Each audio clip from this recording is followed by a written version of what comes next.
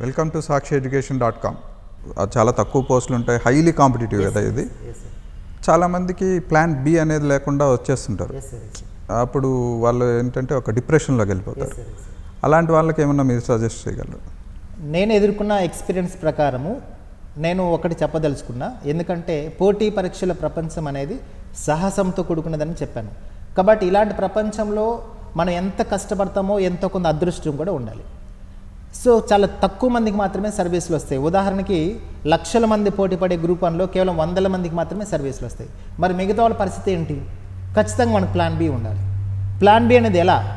మీరు నేర్చుకున్న సబ్జెక్ట్ని మీరు టీచ్ చేయొచ్చు. మీరు నేర్చుకున్నటువంటి సబ్జెక్ట్ని ఒక టెస్ట్ పేపర్ లాగా మీరు ప్లాన్ చేసుకోవచ్చు.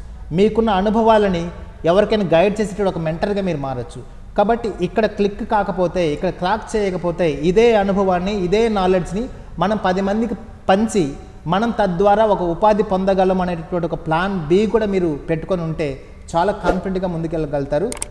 లైఫ్లో ఎప్పుడు కూడా ఇబ్బంది పడకుండా, వెనక్కి తిరిగి చూస్తే ఒక అవమానానికి గురి కాకుండా ఆత్మవిశ్వాసంగా ముందుకెళ్ళేటటువంటి పరిస్థితి చాలా ఉంటుంది. ఈరోజు మీరు చూడండి, సివిల్ సర్వీసెస్లో చాలామంది టాలెంట్ ఉండి కూడా ఎన్నోసార్లు ఇంటర్వ్యూకి వెళ్ళి కూడా చిన్న అదృష్టం కలిసి రాకపోవడం వల్ల వాళ్ళు సర్వీస్ మిస్ అయిన వాళ్ళు ఉన్నారు.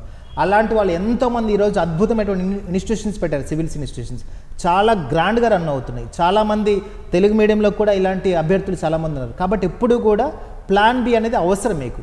సో ఎయిదర్ ఇది అయితే ఇది అయినట్టు, ఇది కాకపోతే జీవితానికి మనం వేరే అవకాశం ఉండాలి. ఆ స్కిల్ కూడా మీరు ఇక్కడే అభివృద్ధి చేసుకోవాలి. అది writing scilla, teaching scilla, explanation scilla, ఇంకోటి అనేది ఇక్కడే మీరు అభివృద్ధి చేసుకుంటే మీ అదృష్టం, మీ కష్టం ఫలిస్తే సర్వీస్ వస్తుంది.